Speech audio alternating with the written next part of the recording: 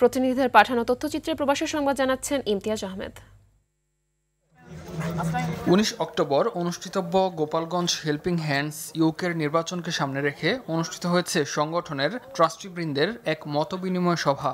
পবিত্র কোরআন তিলাওয়াতের মধ্য দিয়ে শুরু হয় অনুষ্ঠান। সংগঠনের সাধারণ সম্পাদক মাসুক আহমেদের পরিচালনায় সাবেক উপদেষ্টা শামসুল হকের সভাপতিত্বে সভায় সর্বসম্মতিক্রমে বর্তমান সাধারণ সম্পাদক মাসুক আহমেদকে সভাপতি, আব্দুস শুকুরকে সাধারণ সম্পাদক ও নুরুল ইসলামকে কোষাধ্যক্ষ করে মাসুক শুকুর নুরুল পরিষদ ঘোষণা করা হয়।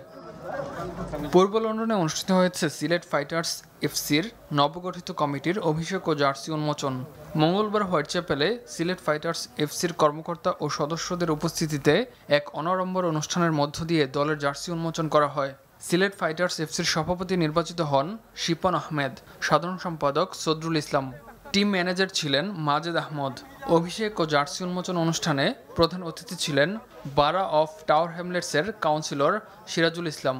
বিশেষ অতিথি ছিলেন আহবাব হোসেন। ইংল্যান্ডের ঐতিহ্যবাহী সলসবাড়ি এলাকায় অনুষ্ঠিত হয়েছে সামার ফেস্টিভ্যাল ও সলসবাড়িতে বসবাসরত প্রবাসী বাংলাদেশিদের মিলন মেলা।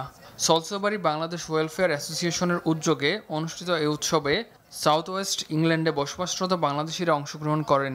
রোববার দিনব্যাপী অনুষ্ঠিত এই আয়োজনে ছিল ক্রীড়া প্রতিযোগিতা, পুরস্কার বিতরণী, র্যাফেল ড্র সহ নানা পদের বাংলাদেশি খাবারের আয়োজন।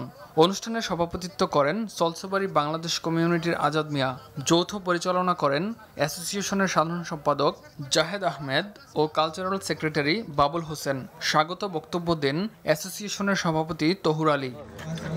বিপুল উৎসাহ ও উদ্দীপনায় অনুষ্ঠিত হয়েছে সিলেটের ঐতিহ্যবাহী বড়াইকান্দি ওয়েলফেয়ার অ্যাসোসিয়েশন ইউকের মিলন মেলা।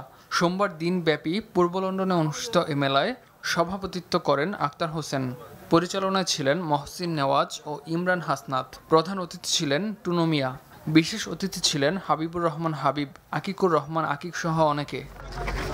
খেলাফত মজলিসের আমির মাওলানা আব্দুল বাসিত আজাদের জেদ্দা আগমন উপলক্ষে অনুষ্ঠিত হয়েছে সংবর্ধনা সভা। অনুষ্ঠান পরিচালনায় ছিলেন জেদ্দা মহানগর সভাপতি মাওলানা আব্দুল মুকিত। বিশেষ অতিথি ছিলেন খেলাফত মজলিসের কেন্দ্রীয় নির্বাহী পরিষদ সদস্য মাওলানা আহমদ বিলাল ও পিএইচপি কোরআনের আলো প্রতিযোগিতার মহাসচিব মাওলানা মহিউদ্দিন। সংবর্ধনা সভার বিশেষ আকর্ষণ ছিলেন পিএইচপি কোরআনের আলো 2025-এর প্রথম বিজয়ী হাফিজ মুহিবুল্লাহ মাসুম। ইমতিয়াজ আহমেদ, RTV।